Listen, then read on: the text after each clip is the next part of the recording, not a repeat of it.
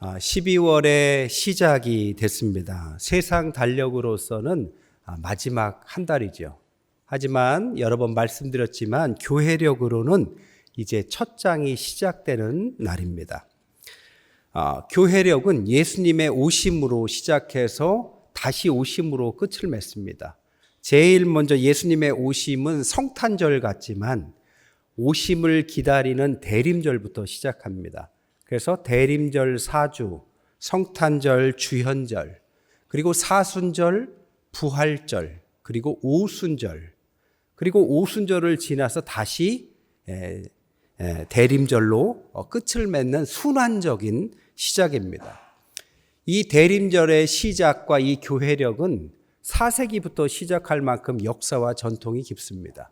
그러니까 주님을 기다리는 간단한 이야기가 아니라 기다림의 신학과 기다림의 음악과 기다림의 예술이 거의 2000년 동안에 이어진 교회에 굉장히 전통 있는 시간이 대림절이다라고 말할 수 있어요. 주님은 오셨습니다. 그리고 다시 오실 것입니다. 이 대림절의 대림은 기다릴 때자, 임할 임자, 주님께서 임하기를 기다린다라는 이름을 갖고 있는 거죠. 라틴어 어드벤투스에서 나온 어드벤트라는 영어를 쓰고 있습니다. 그것은 오다라는 뜻을 갖고 있습니다. 그러니까 이 대강절, 강림절, 대림절로 칭하는 이 사주, 이름의 명칭은 두 가지 언어의 합성어인데 오는 것과 기다리는 것입니다. 주님은 오셨죠. 그것을 처음 오셨을 때를 성탄절, 주님의 탄생이라고 한다면 또 오십니다. 그것을 다시 오신다의 재림, 이 다시 오시는 것은 완벽한 다시 오심입니다. 그래서 심판의 때를 말하는 거죠. 그래서 이 대림절은 예수님께서 오신 성탄절을 기다리고 더 나아가서 다시 오실 우리 인류의 심판의 때, 마지막 때를 기다리고 기대하는 절기다라는 뜻을 갖고 있습니다. 그래서 이 대림절은 의미가 깊고 이 사순절의 이 대림절의 기간 동안에 4주 동안 이 초를 켜놓으면서 기다림을 상징적으로 표현하는 것입니다. 그러면 이 기다리는 절기 동안 우리가 생각해야 될 게 뭘까요? 첫 번째로는 옛날에 주님께서 오시기 전에 구약의 사람들은 이 대림절을 어떻게 기다렸는가라는 것입니다. 구약 시대는 주님을 어떻게 기다렸느냐? 초림하기 전이었기 때문에 앞으로 오실 메시아는 어떤 분일까 하면서 기다렸다는 거죠. 그런데 이 기다림에 대해서 하나님의 계시를 받은 이사야가 오늘 본문을 전한 것이죠. 우리가 기다리는 주님, 메시아는 곧 오실 텐데 그분은 이런 특징이 있다. 1절에 보니까 그분의 오심은 가난한 자에게 아름다운 소식을 전하는 것이다. 예수님께서 처음으로 설교하실 때 산상수훈의 첫 팔복이 뭡니까? 마음이 가난한 자에게 복이 있다. 그러니까 예수님께서 복음으로 오셨다라는 것을 말씀하고 있는 것입니다. 가난한 자에게 아름다운 소식이 전해지면 마음이 상한 자가 고쳐진다. 이렇게 말합니다. 마음이 상한 자가 고쳐진다라는 많은 의미 중에 하나는 마음이 고쳐먹게 된다라는 뜻입니다. 상황은 똑같아도 하나님께서 오심을 믿는 자들에게는 상황이 변하지 않아도 감사가 회복된다는 뜻입니다. 그러면 그때 포로된 자에게 자유가 일어나고 갇힌 자에게 노임이 일어나는 하나님의 은총이 임하게 되고 결과적으로 제 대신 화관, 슬픔이 변해서 기쁨으로 변한다라는 것이 이사야 선지자가 전했던 우리가 기다리는 메시아의 존재였던 것입니다. 이사야 선지자가 활동할 때는 남북한이 극한의 대립을 갖고 있었고 아수르라는 큰 외세의 침략 앞에 있었던 시대입니다. 시대적으로는 가장 힘들었지만 그는 복음을 선포했죠. 우리가 약속의 하나님을 기다리자. 그리고 마음을 회복하자. 그러면 주님께서 책임지실 것이다. 단계를 보면 복음이 회복이 온전한 기쁨을, 그래서 하나님 앞에 찬양으로 나아가는 우리를 이야기한다고 말하죠. 정리하자면 하나님의 구원을 믿는 자에게는 제일 먼저 이 복음이 들어간 증거로 감사가 회복되고 우리의 가난과 마음 상황과 포로됨과 갇힘을 바꾸시고 기쁨의 찬양을 하게 될 것이다. 이게 구약에 기다렸던 메시아의 메시지입니다. 이 약속은 구약에만 해당하는 것이 아니라 오늘날도 우리에게 동일하게 되는 것 같아요. 군목을 지냈던 멀린 캐로더스가 찬송 생활의 권능이라는 책을 썼습니다. 그는 군목 생활을 하나님의 체험을 가지고 했어요. 그리고 군목 생활, 군대 목사의 역할을 하면서 있었던 간증들을 묶어서 책을 낸 것이 찬송 생활의 권능이라는 책입니다. 700만 부가 넘게 팔릴 만큼의 베스트셀러입니다. 그런데 읽어보면 내용은 간단해요. 내용이 뭐냐? 주님을 신뢰하고 찬양하면 주님이 고치신다. 이 간단한 내용에 700만 명이나 되는 사람이 오케이, 동의합니다 하고 그 책을 사서 베스트셀러가 된 거죠. 그 책의 내용에 보면 이런 내용이 있습니다. 어떤 장교에게 아내가 이혼을 요구해요. 그 장교가 군목에게 상담을 요청합니다. 어떻게 해야 되나요? 많은 어드바이스를 줄 수 있었지만 그분은 뭐라고 하느냐? 하나님께 나아가서 감사부터 회복해라. 하나님께 맡겨라. 그런데 그렇게 과정을 가지고 원망과 불평하고 문제를 문제로 받아들이지 않고 찬양하고 나아갔더니 하나님께서 부부를 회복시켜 주시라는 겁니다. 어떤 군인에게는 아버지가 알코올 중독자여서 가족을 힘들게 합니다. 똑같이 상담을 했을 때 동일한 이야기를 했어요. 하나님께 나아가서 먼저 감사를 회복해라. 그리고 찬양해라. 그랬더니 그 아버지가 그런 과정 속에서 혼자 텔레비를 보시다가 다큐멘터리에 알코올 중독자가 그 비참한 끝을 맺는 장면을 보게 하십니다. 그래서 충격을 받고 알코올을 끊게 됩니다. 이런 내용으로 가득 차 있습니다. 그래서 그분이 고백하기를 주님 앞에 조건부로 감사를 하지 말고 범사의 모든 일을 완전하게 주님은 복음이시고 오늘 말씀처럼 마음이 상한 자를 고치시고 포로된 자에게 자유를 주신 주님인 것을 믿고 찬양을 회복하면 하나님의 권능이 임할 것이다. 그래서 그분께서 성경에 많은 좋은 구절이 있지만 자기는 두 구절만 꽉 잡으면 된다라고 주장했습니다. 그게 뭐냐? 데살로니가 전서 5장 18절에 범사에 감사하라.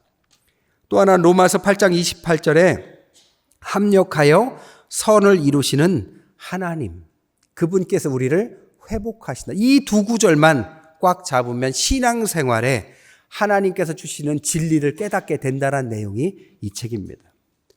주님을 기다린다라는 것은 막연히 기다리는 것이 아닙니다. 주님을 기다린다라는 것은 복음의 능력을 기대하면서 주님에게 감사를 회복할 때 우리 삶에 변화를 주시는 주님은 살아계시다는 사실을 체험케 한다. 이것이 구약에 기다렸던 하나님에 대한 기다림이었습니다. 두 번째, 신약시대에 주님을 기다렸던 것입니다. 이 신약시대의 기다림은 주님께서 초림하셨죠. 오셨습니다. 그런데 백성들이 그 사실을 알지 못했어요. 그 사실을 알고 깨닫는 사람이 있었습니다. 그게 세례 요한이죠. 세례 요한은 주님께서 우리에게 진짜 오셨구나를 깨닫습니다. 그래서 자신이 광야에 외치는 소리가 되어서 그것을 알지 못하는 사람들에게 막 전파하기 시작해요. 그분은 흥하여야 하겠고 나는 쇠하여야 하겠다 하면서 세상에 깨닫지 못하는 눈뜬 장님들 옆에 두고도 주님을 알지 못하는 사람들 앞에 회개하라. 주님께서 이 땅에 오셨으니 그분께 나아가라 라면서 그분을 전하기 시작했다는 것입니다. 여러분, 주님을 아는 사람의 기다림은 전하는 삶이 돼야 합니다. 주님을 아는 사람은 알고 혼자 가만히 있는 것이 아니라 전하는 삶으로 나와야 그것이 진짜 안다고 말할 수 있죠. 그래서 우리는 어떠한 생활, 어떠한 시간이라 할지라도 주님을 전하는 시간, 전하는 상황, 정하는 생활로 나아가야 할 줄 믿습니다. 어떤 분이 친구가 군대를 간대요. 그래서 따라가는데 논산훈련소에 가는 그 친구를 친구 아버지가 차로 태워 데려갔다라고 해요. 근데 그 아버지를 보니까 목사님이시더래요. 그러니까 목사님 아들이 친구였던 거죠. 그러니까 목사님 차를 타고 친구하고 같이 훈련소를 가는데 거의 다 도착했을 때 어떤 차가 갑자기 끼어들어서 사고가 날 뻔했다고 합니다. 그래서 아니 그 건장한 청년들 군대 보내려고 여기까지 왔는데 여기서 사고 나면 어떡합니까? 너무 화가 난 거예요. 그래서 목사님 화가 나서 뭐라고 이렇게 얘기를 하더래요. 그러니까 화가 나서 하는 욕 같은 얘기죠. 이 친구가 궁금증이 생긴 거죠. 목사님은 이럴 때 어떻게 욕하나 궁금하잖아요. 근데 가만히 들어보니까 내용이 그렇더라는 겁니다.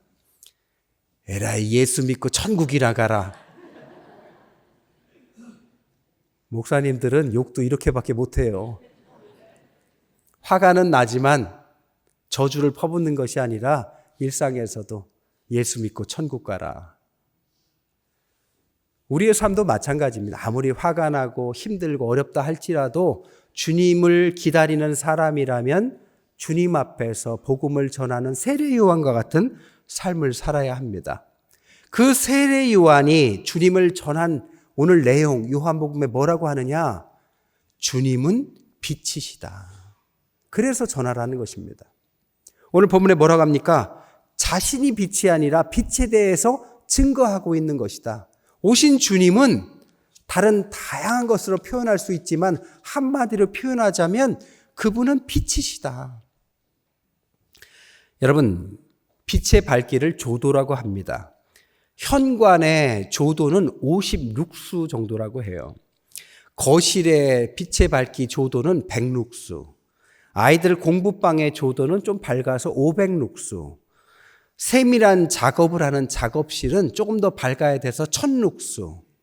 생명을 다루는 아주 세포, 핏줄 하나까지 다루는 수술대의 조도는 2만 룩수라고 해요. 태양의 조도는 얼마인지 아십니까? 3만에서 13만의 룩수라고 합니다. 그러면 여러분, 주님의 조도, 주님의 빛의 밝기는 얼마나 밝을까요? 태양부터 훨씬 더 밝겠죠. 주님의 빛은 단지 밝기만 한 것이 아니라 이 빛은 우리를 밝혀주시고 우리 인생에 갇힌 자에게 자유를, 상한 자에게 회복을 주시는 빛을 주시는 분인 줄 믿습니다. 평생 미국에서 독신 생활을 하면서 교회 학교 교사로서 평생 산 히윗 여사라는 분이 계세요. 그분은 평생 결혼도 하지 않으시고 교회의 아이들을 평생 교육하신 분입니다. 그러다가 몸에 척추에 문제가 와요. 부상을 입습니다. 척추 부상으로 병원 생활을 하는데 하나님께서 그런 분을 왜 그냥 두시겠어요? 기적적인 치유가 일어나고 회복이 됩니다. 그래서 빠른 시간 내에 병상을 털고 이제 퇴원하는 날 밖으로 나가는데 봄빛이 그의 얼굴에 쏟아지더라는 겁니다. 근데 그 빛이 그냥 햇빛인데 햇빛 같지 않고 주님의 따스한 빛처럼 느껴지더라는 겁니다.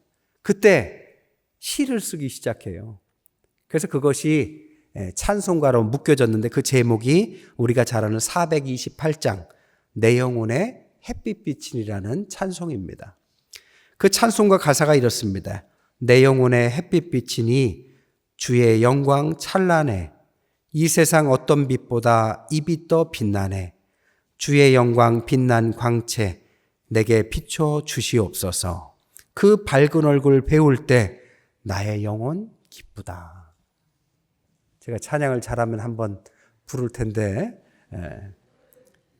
근데 이 빛은 밝기만 한 것이 아니라 우리 인생을 이 모양 저 모양으로 비춰주시고 하나님의 사람으로서 만들어가는 생명의 빛인 것입니다. 그래서 성경에서 주님을 빛으로 표현을 많이 해놨는데 몇 가지만 찾아봐도 그렇습니다. 창세기 1장에 보니까 주님의 빛은 혼돈 같은 우리의 삶에 질서는 주는 빛이다.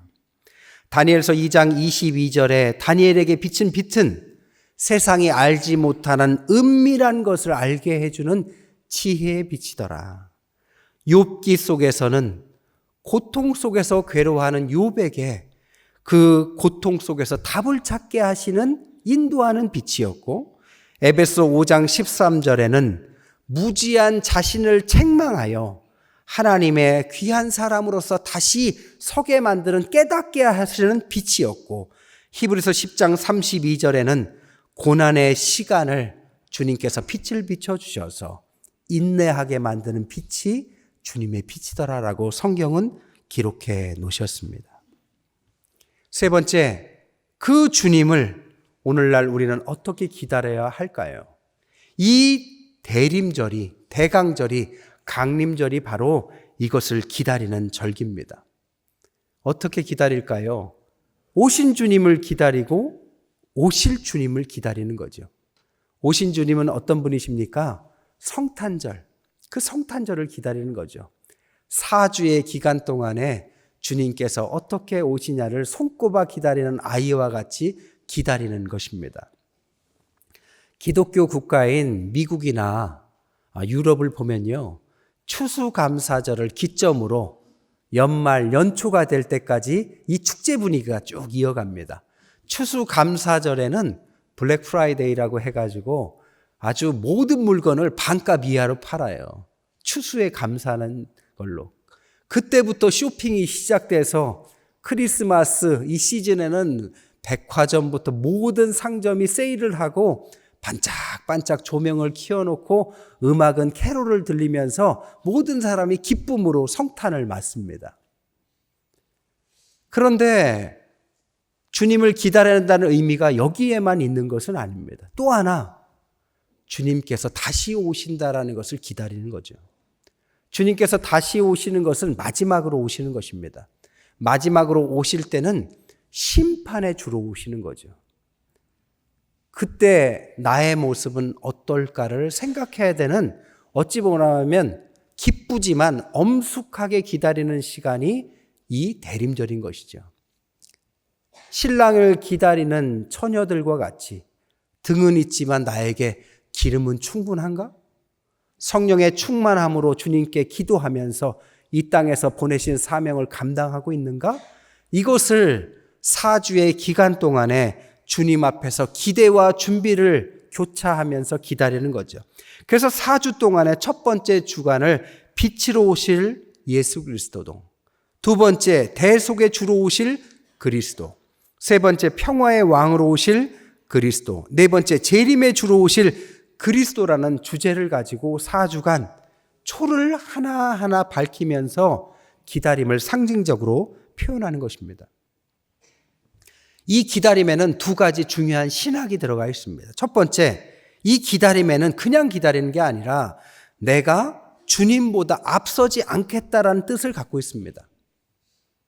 처음에도 밝혔지만 세상에서는 아직 끝나지 않았지만 하나님의 달력은 시작됐습니다.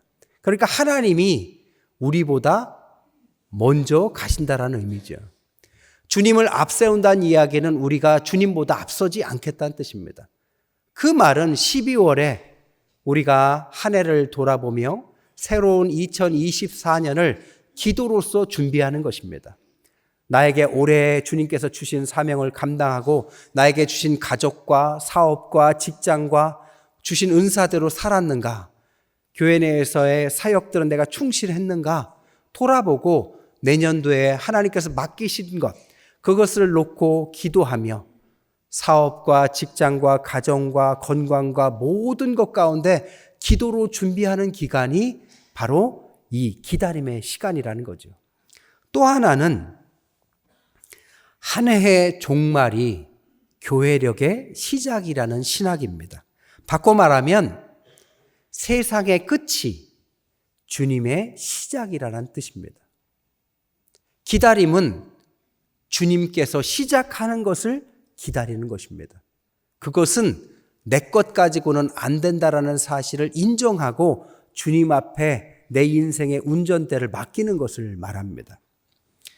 나의 끝 예수의 시작이라는 책을 쓴 카일 아일드먼 목사님은 자신이 하나님을 만났던 삶을 되돌아보면서 세상 사람들은 어떻게 주님을 만났는가가 궁금해집니다. 그래서 페이스북에 이렇게 글을 올려요. 가로를 열고 이때 나는 예수님을 실제로 만났다. 이 가로를 한번 채워보십시오. 그랬더니 세상에 예수 믿게 된 사람들이 그 가로를 채워서 쭉 리플을 달아놓은 것입니다. 근데 그 내용을 쭉 읽어보면 이렇습니다. 말기암으로 몇 개월밖에 살지 못하는 청천벽력과 같은 통보를 받았을 때 예수님을 실제로 믿게 되었다. 남편이 다른 여자와 바람이 나서 집을 나갔을 때 예수님을 실제로 믿게 되었다. 중독을 이겨낼 자신감을 완전히 상실했을 때 예수님을 실제로 믿게 되었다. 우울증이 참기 힘들 정도로 깊어졌을 때, 30년 직장에서 쫓겨났을 때, 남편이 자동차 사고로 갑자기 세상을 떠났을 때, 아이의 문제에서 내 힘으로 할 수 있는 것이 아무것도 없다는 사실을 비로소 깨달았을 때 예수님께서 실제로 나에게 임하셨다. 그래서 그분이 이것을 정리해서 5가지로 말했어요. 첫째, 더는 어찌할 수 없을 때. 두 번째, 내 힘으로 문제를 해결할 수 없다는 사실을 인정해야만 할 때. 내가 얼마나 약한 존재인지를 절실히 깨달았을 때. 아무데도 기댈 곳이 없을 때. 나를 아는 사람이 내게 등을 돌렸을 때. 그때 내가 비로소 끝이 났고 비로소 예수가 나에게 실제가 되었다. 나의 끝은 끝이 아니라 주님의 시작인 것입니다. 성경의 마지막 끝이 요한계시록 22장 20절에서 21절이죠. 거기에 뭐라고 나옵니까? 주 예수여 오시옵소서라고 끝을 맺습니다. 그런데 성경학자들은 성경은 순환적으로 쓰여졌다고 그래요. 그래서 요한계시록의 마지막은 성경의 처음인 창세기로 이어지기에 자연스럽다라고 말합니다. 주 예수의 오시옵소서 할 때 창세기 1장 1절에 뭐라고 합니까? 태초에 하나님이 천지를 창조하시더라. 주님을 기다리고 기대하며 기념하며 나의 끝을 인정하고 나의 인생을 주님께 온전히 맡기고 주님 어서 우리에게 오시옵소서 하는 그 인생에 하나님은 창조의 능력을 시작하시고 혼돈과 무질서와 공허를 바꾸셔서 빛으로 나타나시고 상처를 꿰매시고 회복시키시고 감사를 회복시키시고 하나님만 찬양하는 권능의 인생을 주실 줄 믿습니다. 그런 대림절의 사주 되시기를 주님의 이름으로 간절히 축원드립니다.